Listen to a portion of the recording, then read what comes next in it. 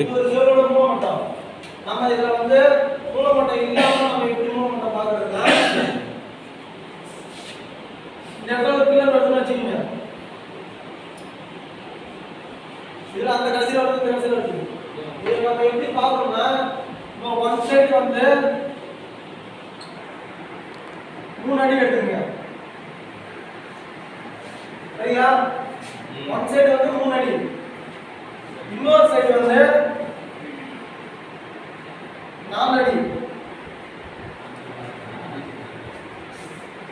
சரியா? இன்னொரு சைடு 4 அடி.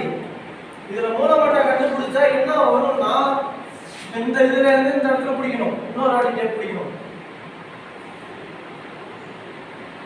இதுல பிடிச்சா என்ன வரும் உங்களுக்கு யாரா தெரியுமா?